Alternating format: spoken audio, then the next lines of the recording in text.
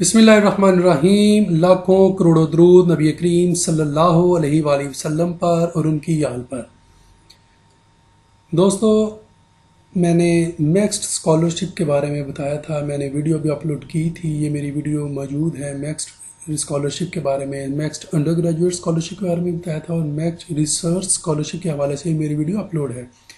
आज मैं next under graduate scholarship के हवाले से जो एप्लीकेशन फॉर्म है उसको किस तरह फिलअप करना है, उसको सबमिट कहाँ करवाना है, उसकी लास्ट डेट क्या है, तो उसके बारे में मैं आज आपको बताऊंगा कि उसको आपने फिलअप किस तरह करना है। उसकी जो लास्ट डेट है वो 28 मई 2021 है। नेक्स्ट अंडर ग्रेजुएट स्कॉलरशिप 2022 उसकी जो लास्ट डेट है वो 28 मई 2021 है। जी हाँ, 28 मई 2021 से पहले पहले आपने वो फॉर्म को फिलअप करना है और एम्बेसी में सबमिट करवाना है। आप जो है मेरे channel KJLC Kyushu Japanese language centre को सब्सक्राइब करना ना भूलें, ताकि आपको जापान के work visa, visit visa, business visa, scholarships, student visa और जापानीज़ लैंग्वेज के रिलेटेड तमाम वीडियोस और मालूमात बर वक्त मिलती रहें। आपने अगर आप एप्लीकेशन के हवाले से मुकम्मल मालूमात देखना चाहते हैं तो इस वीडियो को एंड तक लाजमी देखें। इंशाल्लाह ये वीडियो आपके लिए बहुत हेल्पफुल होगी। तो अगर आप एप्लीकेशन फिलअप करना चाहते हैं उससे पहले जो है ये मैंने एप्लीकेशन गाइडलाइन है, इस हवाले से मैंने लिंक जो है वो डिस्क्रिप्शन में दे दिया हुआ है, आप उसको चेक कर सकते हैं।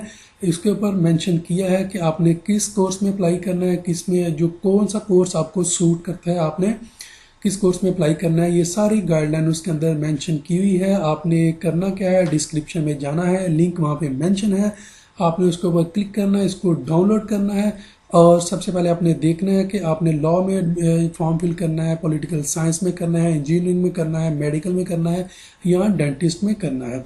अब हम करते हैं फॉर्म को फिल। ये 2022 application form for Japanese government next scholarship under graduate students के लिए है।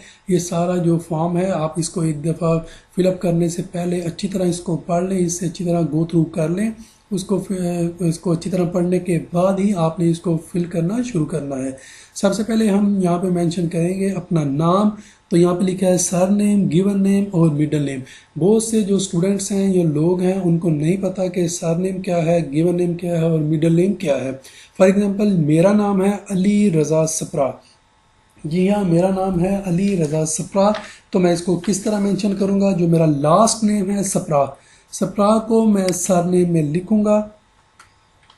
सप्रा मैंने सरनेम में लिख दिया। उसके बाद इसको मैंने कैपिटल में लिखना है। आपने जो सारे जो अपने कैपिटल में इसको लिखना है, इसको अपने सप्रा मैंने लास्ट में लिख दिया। जो मेरा लास्ट नेम है उसको मैंने एज अ सर नेम लिख दिया। उसके बाद जो मेरा फर्स्ट नेम है वही मेरा गिवन नेम होगा। मेरा नाम है अली रज़ा सप्रा, तो अली मेरा फर्स्ट नेम है और गिवन नेम है, मैंने यहाँ पे अली लिख दिया। पहले मैं लास्ट नेम लिखूंगा सप्रा, उसके बाद मैं लिखूंगा गिवन नेम अली, उसके बाद मैं लिखूंगा मिडल नेम रज़ा। अगर आपका नाम अली रज़ा है या दो ही हैं तो फिर आप लिखेंगे यहाँ पे सर नेम रज़ा लिखेंगे, उसके बाद यहाँ पे आप अली लिखेंगे। फॉर एग्जांपल अगर मैं रज़ा अली रज़ा खाली मेरा नाम है तो मैं यहाँ पे लिखूंगा रज़ा अली।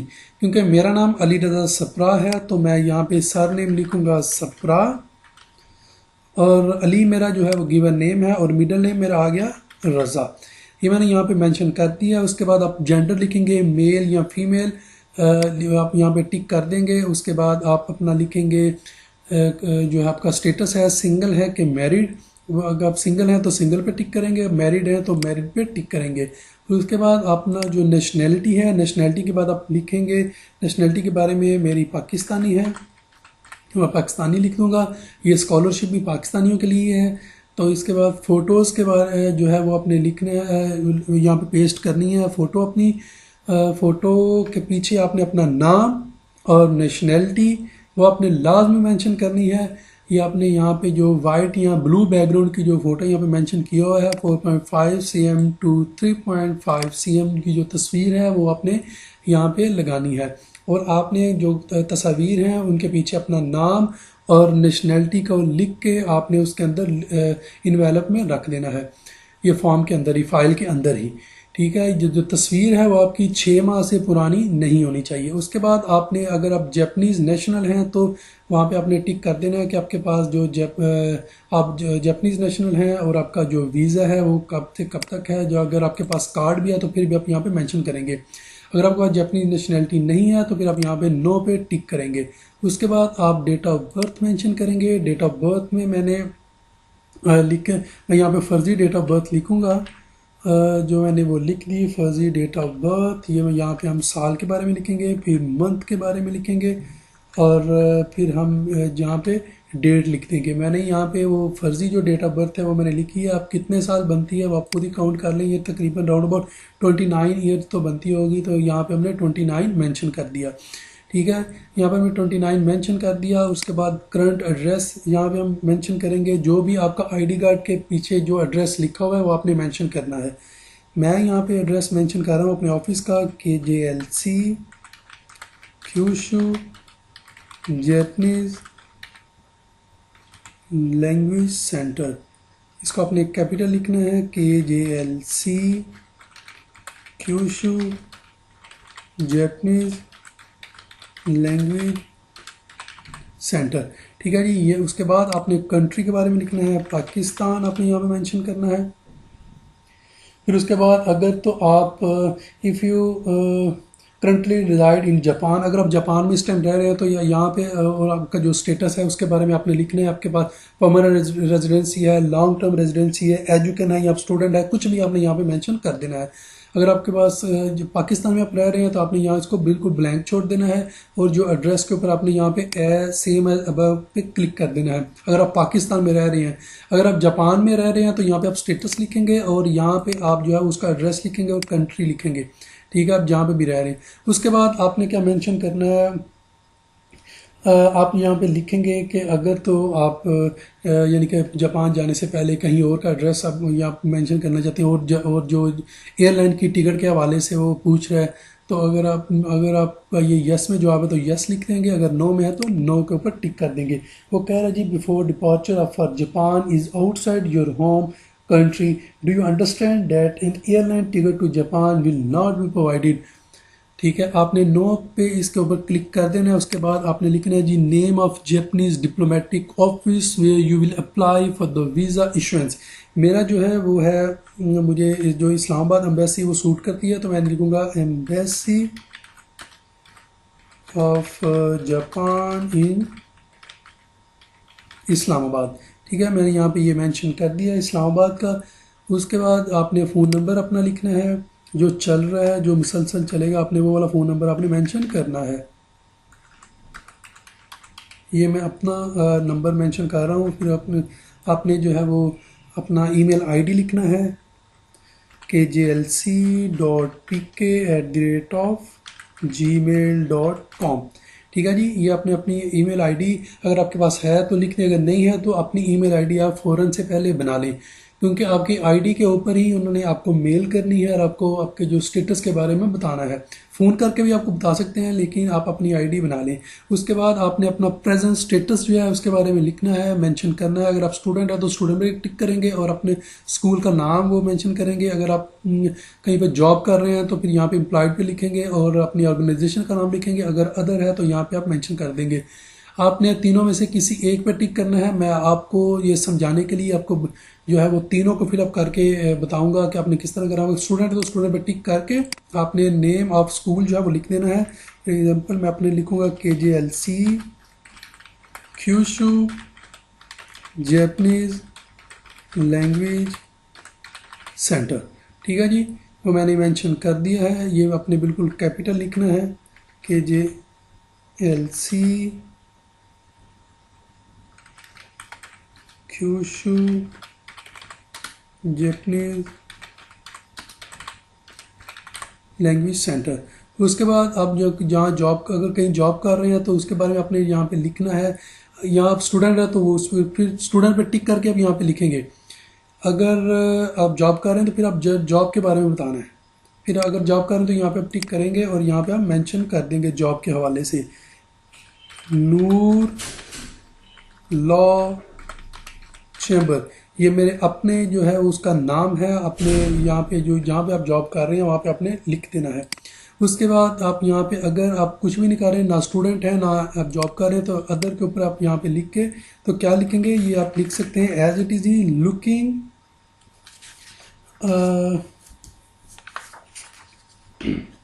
Looking for admission.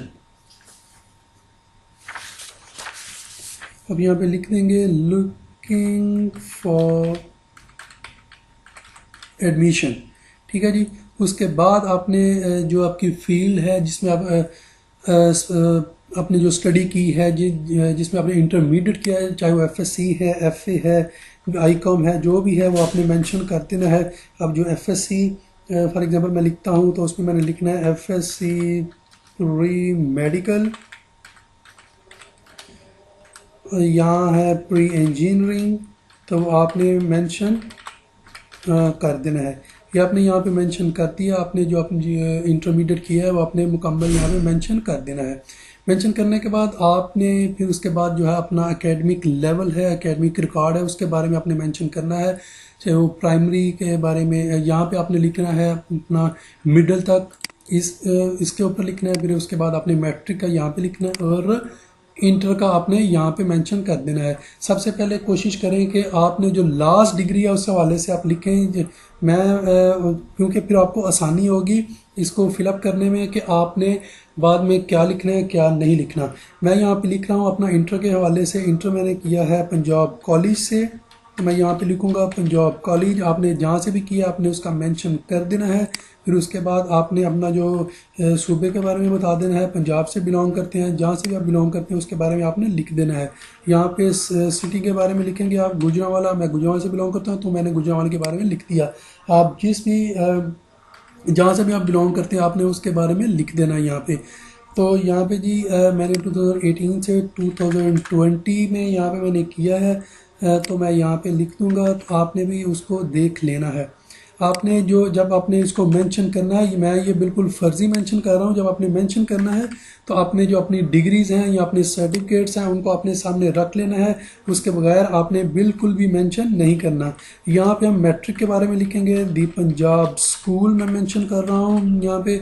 और यहाँ पे आप लिखेंगे पंजाब से हैं, कहाँ जहीं सिंध से हैं, बलूचिस्तान से हैं या केपी के से भी, जहाँ से भी आप बिलोंग करते हैं आपने यहाँ पे मेंशन कर देना है। और यहाँ पे अपना अपना सिटी या टाउन के बारे में लिखना है।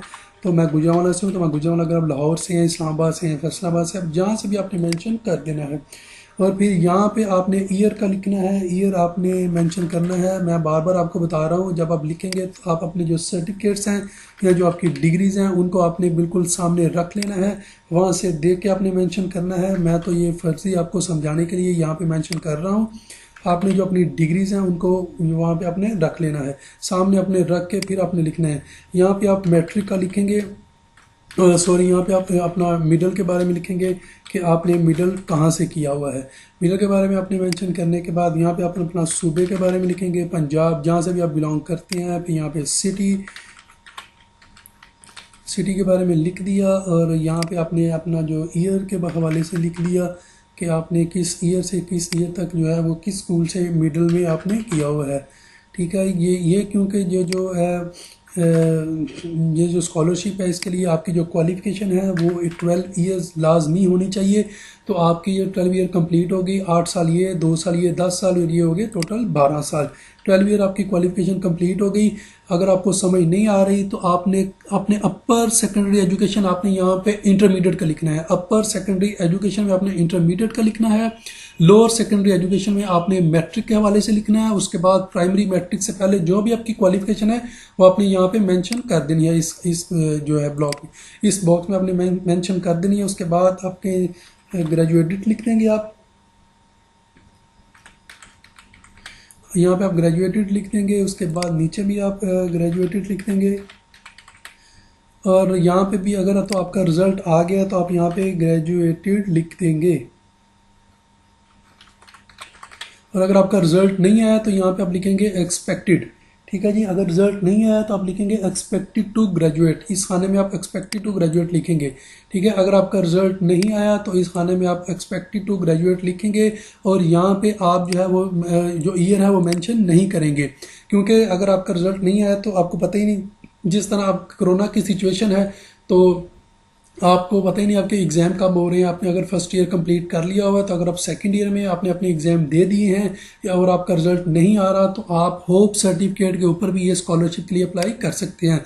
होप सर्टिफिकेट के लिए आपको अपने इंस्टीट्यूशन से कॉन्टैक्ट करना पड़ेगा, अपने कॉलेज से। वो आपको होप सर्टिफिकेट बना के देंगे, वहाँ पे आप वो स्कूल वाले या कॉलेज वाले जो है वो अपनी स्टैंप को उसके ऊपर लगाएंगे और वो लिखेंगे वहाँ पे कि इस बच्चे के बारे में आपका जो होप सर्टिफिकेट वो कॉलेज वाले बना के देंगे, वो अपने साथ में अटैच कर देना। एक आपने ओरिजिनल अटैच करना है और उसके साथ एक फोटोकॉपी अटैच करनी है इस एप्लीकेशन के फॉर्म के साथ। अगर आपका रिजल्ट आ गया हुआ है तो आपने यहाँ पे मेंशन कर देना है कि इस ईयर से इस ईयर तक मैंने इंटरमीडिएट किया है और यहाँ पे ग्रेजुएटेड लिख देना है। अगर आपका रिजल्ट नहीं आया, आपने फर्स्ट ईयर के एग्जाम दे दिए हैं, सेकंड ईयर का जो आपका रिजल्ट है वो एक्सपेक्टेड है, अभी आप उसका वेट कर रहे हैं, वो आ रहा है, तो आपने यहाँ पे उसका कुछ भी नहीं लिखना, ईयर का मतलब नहीं लिखना। हाँ, फर्स्ट ईयर के हवाले से आपने यहाँ पे मैंशन कर देना है, सेकेंड ईयर के हवाले से आपने नहीं लिखना और यहाँ पे आपने एक्सपेक्टेड लिख देना है। ठीक है, यहाँ पे लिखने के बाद आपने 12 ईयर अपनी एजुकेशन कंप्लीट कर ली, क्योंकि 12 ईयर ही रिक्वायर है। ये आपकी एजुकेशन कंप्लीट होगी, उसके बाद आपने नीचे आ जाना है। नीचे जब आपने आना है तो यहाँ पे आपने मेंशन करना है कि आपने कहीं कहीं और स्कॉलरशिप तो नहीं आप अप्लाई किया हुआ। अगर आपने मैक्स के अलावा किसी और स्कॉलरशिप के लिए आपने अप्लाई किया हुआ तो फिर यस पे क्लिक करेंगे, अगर नहीं किया तो फिर नो पे क्लिक करेंगे। और उसके बाद यहाँ पे मेंशन किया, यहाँ पे वो पूछ रहा है कि मैक्स स्कॉलरशिप के अलावा अगर आपने कहीं अप्लाई किया हुआ तो आपके वहाँ पे कोई सिलेक्शन तो नहीं होगी। ठीक है, अगर आपके वहाँ पे सिलेक्शन हो गया तो फिर आप इस जो है मैक्स स्कॉलरशिप के लिए आप एलिजिबल नहीं है। अगर हो गई है तो आप यस पे क्लिक करेंगे, अगर नहीं हुई तो आप नो पे क्लिक करेंगे।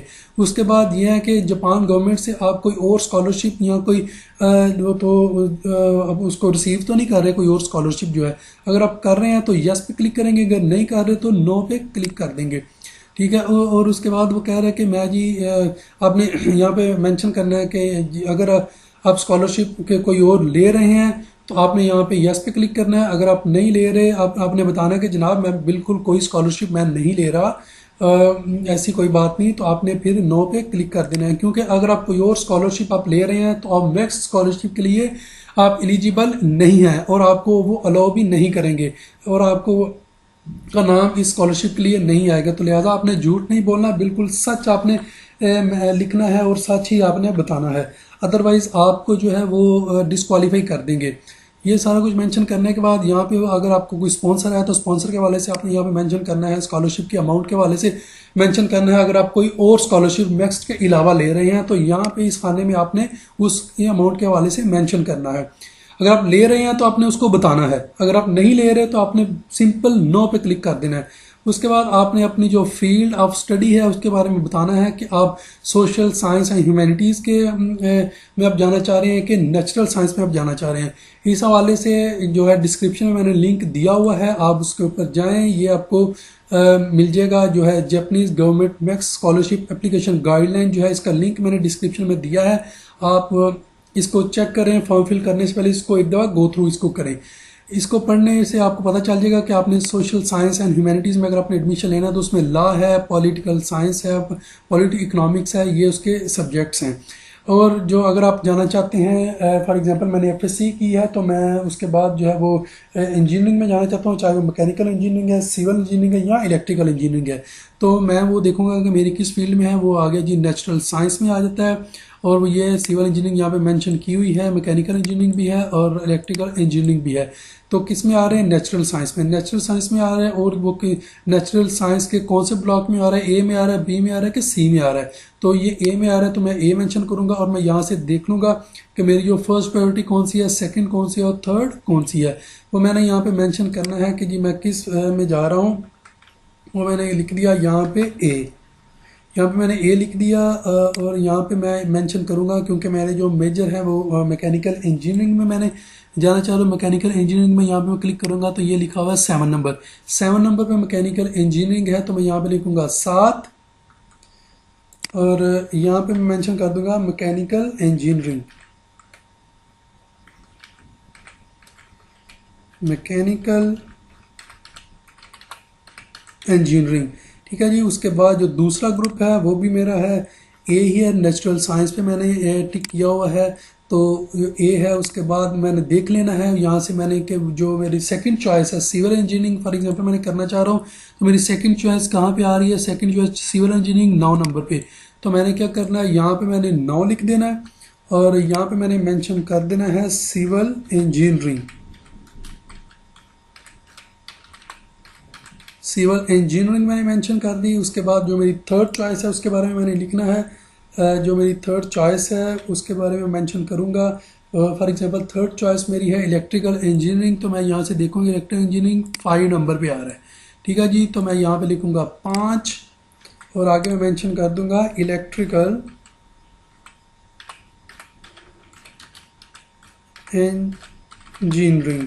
जी हाँ, मैं यहाँ पे मैंने इलेक्ट्रिकल इंजीनियरिंग मेंशन कर दी, मैंने लिख दिया मेरी फर्स्ट चॉइस, सेकंड चॉइस। तो थर्ड चॉइस है मेरी कौन सी है, फर्स्ट चॉइस है मेरी मैकेनिकल इंजीनियरिंग, सेकंड चॉइस है सिविल इंजीनियरिंग और थर्ड चॉइस है इलेक्ट्रिकल इंजीनियरिंग।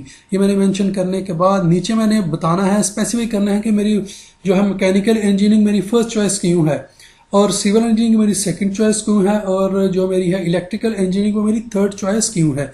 यहाँ पे आपने मेंशन करना है, वो आप लिखेंगे।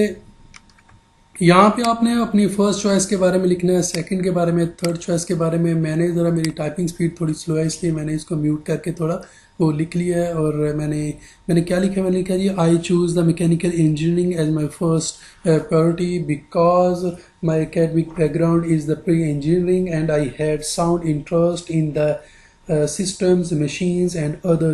Studying mechanical engineering will give me good experience to get knowledge, machines, mechanism and help me to serve my country in good way.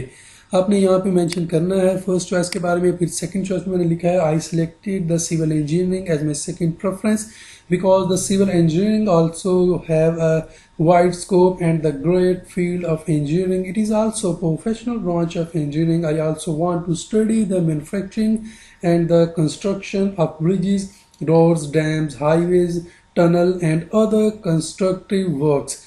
It helps me to take good change in construction industry of my country.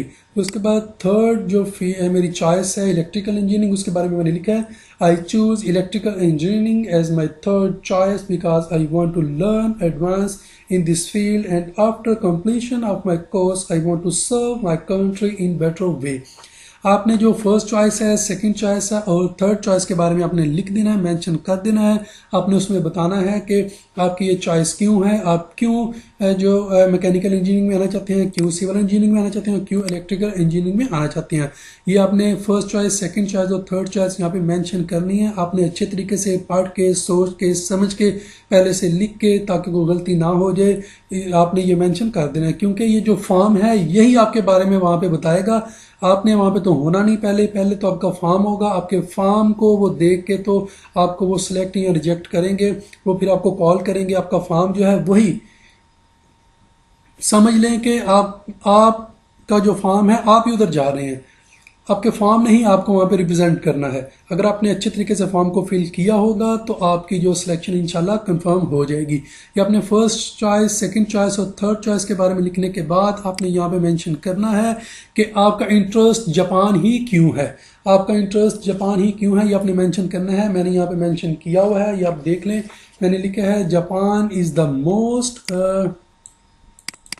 मैंने लिखा है Japan is the most developed country in the world and playing important role in the development of the every industry of the world. Japan also have the high ranking and the best universities in the medical engineering technology field, and Japan plays role to build or polish the skills of the national and international students. Japan environment and culture is the friendly, it attract to me to study here. आपने ये अच्छे तरीके से लिख लेना है। मैं आपको बार बार बता रहा हूँ, आपने अच्छे तरीके से ये लिख लेना है। अपने सोच समझ के लिखना है। पहले आप इसको लिखें, फिर इसको देखें कोई मिस्टेक तो नहीं। आपने हर एस्पेक्ट को देखना है, हर पहलू को देखना है कि क्या कौन सी मुझे पहलू को ऐड करना चाहिए, किसको नहीं ऐड करना चाहिए। आपने सिर्फ पॉजिटिव रहना है, नेगेटिविटी को आपने नहीं छेड़ना। उसके बाद आपने लिखना है जी कि वो कौन सी चीज़ है आप जो आप वहाँ से कर लेंगे कंप्लीट अपनी डिग्री, तो कंट्रीब्यूशन किस तरह करेंगे आप। तो आप लिखेंगे आपने लिखना है कि आई विल, आप इसको इसी तरह ही लिख सकते हैं, एज इट इज़ इसको मेंशन कर सकते हैं, इसमें थोड़ी चेंजिंग आप अपनी जो प्रोफेशन है फील्ड के अकॉर्डिंग इसमें आप कर सकते हैं। I will contribute my self for the benefits of Japan as much as I can. I will abide by the rule and regulations during my stay in Japan. After completion of my study, I will promote the Japan culture while coming back to my country. ये आपने mention करना है कि Japan में रहते हुए आप जो उसको रूल को फॉलो करेंगे, और जब आपका अपना कोर्स कंप्लीट कर लेंगे, स्टडी कंप्लीट करेंगे, तो वापस आके अपनी कंट्री में आप उसके कल्चर को प्रमोट करेंगे।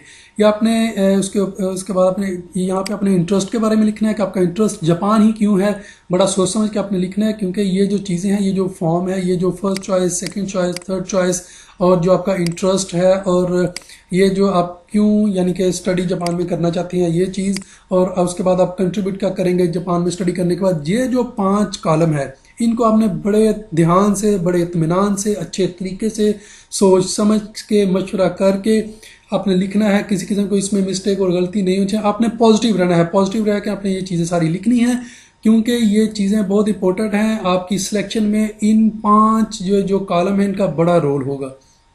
उसके बाद आपने लिखना है, अगर आपने जापानीज लैंग्वेज का कोर्स किया हुआ है तो आपने उसका रीडिंग, राइटिंग और स्पीकिंग और लिसनिंग के हवाले से लिख देना है। मैंने क्योंकि N3 किया हुआ है और ये यहाँ पे मेंशन किया हुआ है, यहाँ पे उन्होंने अगर आपका पुअर है तो 0, फेयर है तो 1, गुड है तो 2, एक्सीलेंट है तो 3। मैं क्योंकि जापानीज लैंग्वेज मैं पढ़ भी लेता हूँ, बोल भी सकता हूँ और लिख भी सकता हूँ, और मेरी लिसनिंग भी अल्हम्दुलिल्लाह अच्छी है, मैंने N3 भी किया हुआ है, तो मैं यहाँ पर लिखूँगा मेरी क्योंकि अच्छी है, गुड है, मैं यहाँ पर 2 लिखूँगा, 2 2 2 और 2। यहाँ पे जो इंग्लिश है वो भी मैंने वो किया हुआ है, आर्ट्स मेरे 7 बैंड है उसमें, वो भी अच्छा है, मैंने यहाँ पे लिखा है 2 2 2 और 2। यहाँ पे आप लिखेंगे, अगर आपने कोई और है उर्दू या हिंदी है उसके बारे में आपने यहाँ पे मेंशन करना है, उर्दू एंड हिंदी, उसके बारे में हम यहाँ पे लिखने के बाद, क्योंकि वो हमारी वैसे ही अच्छी है भाई, नेटिव हम है, तो यहाँ पे हम 3 3 3 और 3। अगर आपकी एक्सीलेंट नहीं है तो आप 2 2 भी लिख सकते हैं। अगर आपने कोई जापानीज लैंग्वेज का कोर्स किया हुआ है तो अब यहाँ पे मेंशन करेंगे JLPT या कोई अदर कोई कोर्स है, तो मैंने किया हुआ है N3, तो मैं यहाँ पे N3 को मेंशन कर दूंगा। ठीक है, उसके बाद अगर आपने कोई टॉफल या आइट्स या कोई भी और भी कोई कोर्स इंग्लिश लैंग्वेज के हवाले से किया हुआ है तो आप यहाँ पे मेंशन कर देंगे। मैंने क्योंकि आइट्स किया हुआ है, मेरे 7 बैंड है, मैं यहाँ पे 7 मेंशन कर दूंगा। अगर आपने कोई और किया हो तो आप अदर पे क्लिक कर सकते हैं।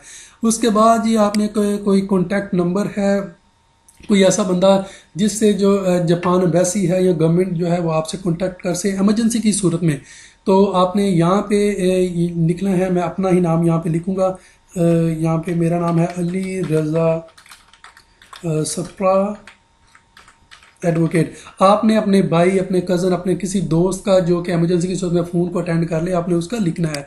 यहाँ पे अपने रिलेशन को मेंशन करना है, चाहे वो आपका ब्रदर है या जो भी है, आपने वो मेंशन करना है। मैं यहाँ पे फर्जी तौर पे ब्रदर को लिख रहा हूँ। उसके बाद आपने उसका करंट एड्रेस लिखना है, एड्रेस जो बिल्कुल आपने सही लिखना है, जो उसका ID कार्ड के ऊपर उसका मेंशन है, यहाँ पे जहाँ पे वो रह रहा है, जहाँ पे उसको मेल या कॉल मौसूल हो जाए, आपने वो लिखना है।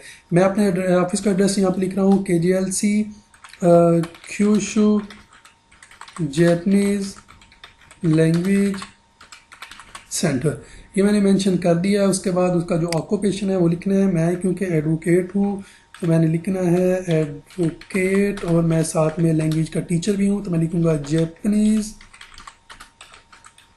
Language teacher. ठीक है जी, मैंने अपना ऑक्यूपेशन मेंशन कर दिया। उसके बाद यहाँ पे हम लिखेंगे फ़ोन नंबर, लिखेंगे वो फ़ोन नंबर लिखना है जो चल रहा है, जिसके ऊपर उससे रब्ता हो सकता है, अदरवाइज़ वो ना लिखिएगा। ठीक है, क्योंकि ये इमरजेंसी की सूरत में उन्होंने आपसे कांटेक्ट करना है। ये आपने अच्छे तरीके से सोच समझ के आपने उस बंदे का नाम लिखना है जो आपको कर रहे हैं। यहाँ पे आपने ईमेल एड्रेस उसका लिखना है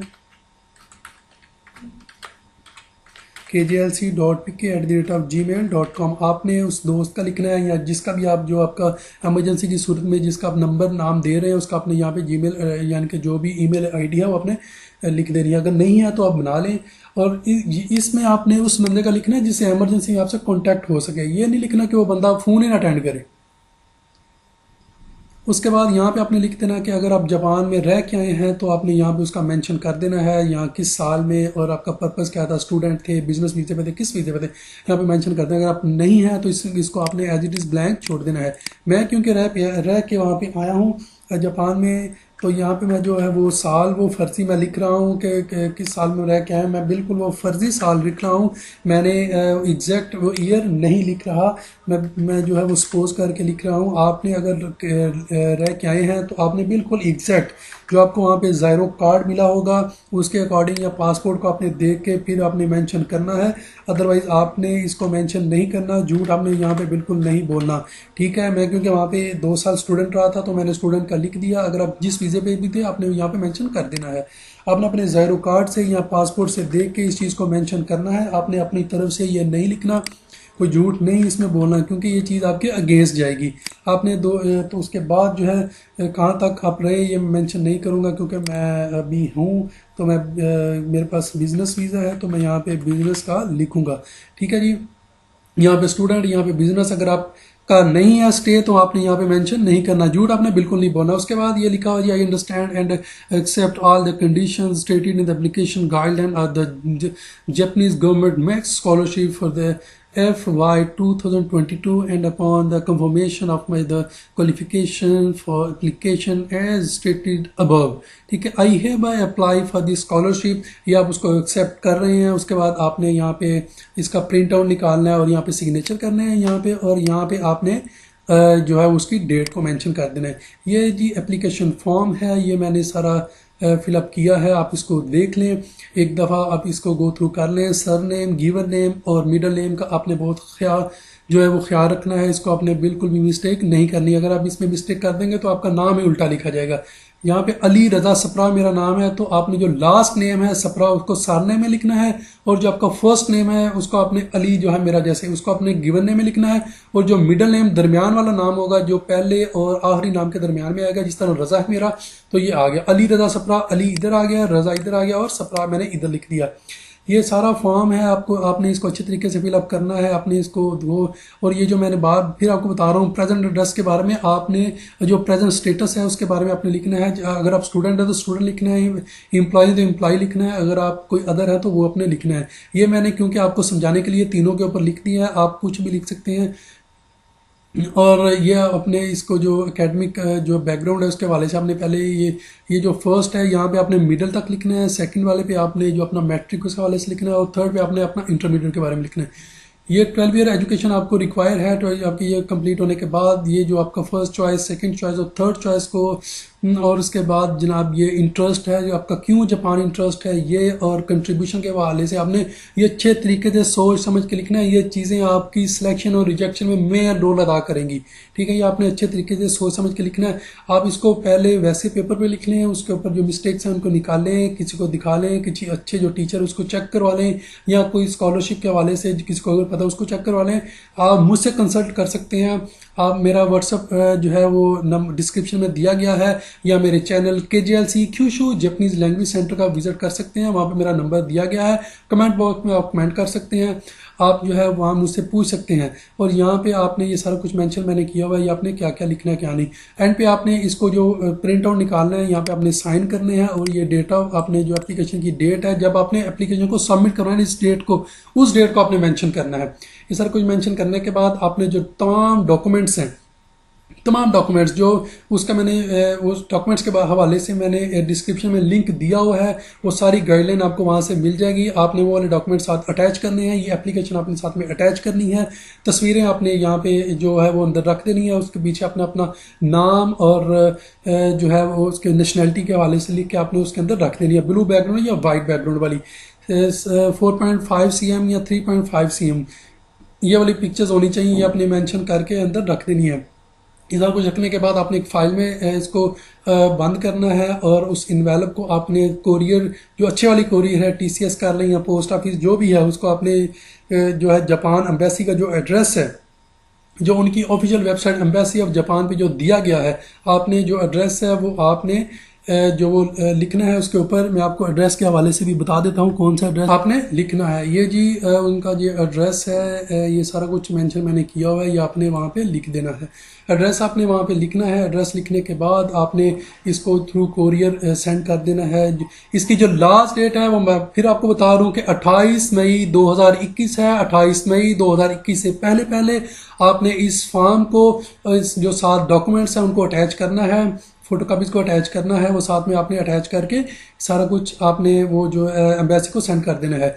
कौन कौन से डॉक्यूमेंट्स हैं, क्या है फॉर्म, किस तरह सारा कुछ है, वो ये वीडियो मैंने फॉर्म के रिलेटेड बना दिया। इससे पहले मैंने जो नेक्स्ट स्कॉलरशिप है उस हवाले से मेरी वीडियो मेरे पेज पे मौजूद है, आप उसको चेक कर सकते हैं। आपको गाइडलाइन मज़ीद मिल जाएगी डिस्क्रिप्शन में, मैंने लिंक भी सेंड कर दिया है। उसके ऊपर जो गाइडलाइन है और जो सारे फॉर्म्स हैं वो आपको मिल जाएंगे। मेरे channel KJLC Kyushu Japanese language centre को सब्सक्राइब करना ना भूलें, ताकि आपको जापान के visit visa, business visa, work visa, student visa, scholarships और जापानीज़ लैंग्वेज के रिलेटेड तमाम मालूमात बर वक्त मिलती रहें। आप अपना ख्याल रखें और मुझे दुआ में याद रखें। मेरी इस वीडियो को लाइक करें, शेयर करें, कमेंट करें और मेरे channel KJLC Kyushu Japanese language centre को सब्सक्राइब करना ना भूलें। इसी के साथ अली रज़ा सप्रा को इजाज़त दें। हमेशा खुश रहें, अपना ख्याल रखें। अल्लाह हाफिज़।